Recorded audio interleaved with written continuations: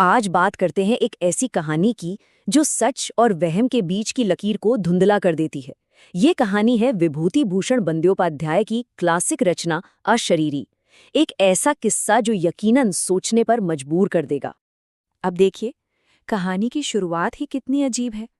जो कहानी सुना रहे हैं शरद चक्रवर्ती, वो अपनी बात ही यहाँ से शुरू करते हैं। ये सुनते ही दिमाग में पहला सवाल यही आता है कि अगर ये भूतों की कहानी नहीं है तो फिर आखिर है क्या? तो ये कहानी हमें सुना कौन रहा है? ये है शरद चक्रवर्ती साहब, आबकारी विभाग यानी एक्साइज डिपार्टमेंट से रिटायर्ड एक अफसर। वो एक पढ़े लिखे, समझदार और सज्जन इंसान माने जाते थे, जिनकी बात पर शक करना बड़ा मुश्किल होता है। और बस यही बात इस कहानी को और भी ज्यादा दिलचस्प बना देती है। तो जरा सोचिए, शरद बाबू की पोस्टिंग होती है ड्वार्स में। उनका परिवार ढाका में है और वो पहुंच जाते हैं हिमालय की गोद में बसी एक खूबसूरत लेकिन एकदम सुनसान और अनजानी जगह पर, बिल्कुल अकेले। चारों तरफ अनजान चेहरे और अनजान रास्ते। मगर ड्वार्स पहुंचते ही शरद बाबू का सामना एक ऐसे खतरे से होता है जिसके बारे में उन्होंने सोचा तक नहीं था। एक ऐसा डर जो वहां की खूबसूरत वादियों की हवा में जैसे घुला हुआ था। ड्वार्स का मामला ना बड़ा अजीब था।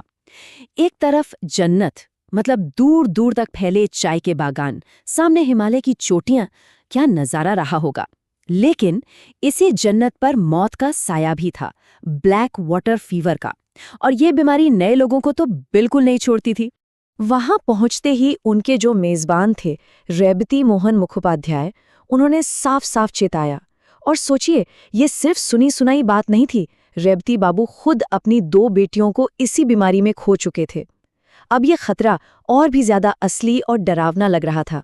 खैर, होनी को कौन टाल सकता है। इतनी सावधानी के बाद भी शरद बाबू को ये बीमारी लग ही गई। और एक बार नहीं, बार बार बुखार आता, चला जाता और फिर पहले से भी ज्यादा ताकत से लौटकर हमला करता। इसका एक पूरा पैटर्न सा बन गया था। देखिए, पहले महीने बुखार आया, 3 दिन में उतर गया। ठीक 15 दिन बाद फिर से वही हाल, और फिर अगले 15 दिन बाद तीसरी बार। तो ब्लैक वाटर फीवर के सारे लक्षण साफ साफ दिखने लगे। हर बार ये बीमारी उनके शरीर को और खोखला करती जा रही थी। और फिर वो दिन भी आ गया। बीमारी का वो आखिरी हमला इतना जबरदस्त था कि अब किसी को कोई शक नहीं रहा। सबको लगा कि शरद बाबू का समय पूरा हो चुका है। ये शब्द वहां के दरोगा ने आकर कहे थे। उन्होंने बताया कि डॉक्टर ने भी अब उम्मीद छोड़ दी है। ये सुनना एक तरह से मौत का ऐलान सुनने जैसा था। लोग उन्हें कहीं और ले जाने के लिए स्ट्रेचर का बंदोबस्त कर ही रहे थे कि बुखार का एक और भयानक दौरा पड़ा और शरद बाबू बेहोश हो गए। बस सबने मान लिया कि अब कुछ नहीं हो सकता, खेल खत्म। और उन्हें उसी हालत में अकेला छोड़कर सब चले गए। सोचिए, एकदम अकेला। लेकिन कहानी यहाँ खत्म नहीं होती। असल में असली कहानी तो अब शुरू होती है। उसी रात जब शरद बाबू मौत के मुंह में अकेले पड़े थे, कुछ ऐसा हुआ जो किसी के भी होश उड़ा दे।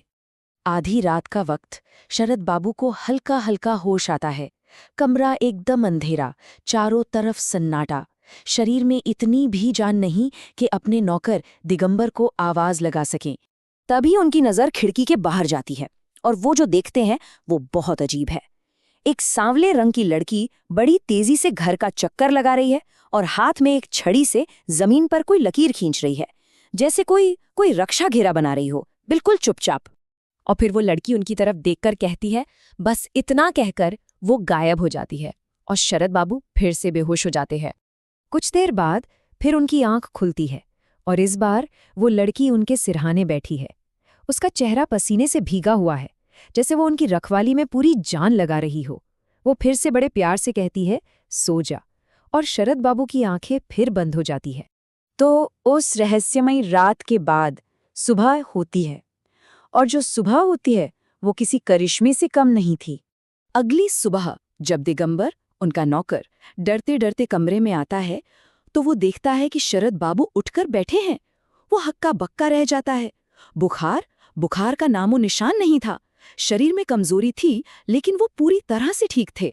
मतलब लोगों को उनके मरने का इतना पक्का यकीन था कि सोचिए, डॉक्टर ने तो जवाब दे ही दिया था। ये भी तय हो गया था कि अंतिम संस्कार कौन करेगा, चिता के लिए लकड़ी कहाँ से आएगी, वो जगह तक देख ली गई थी।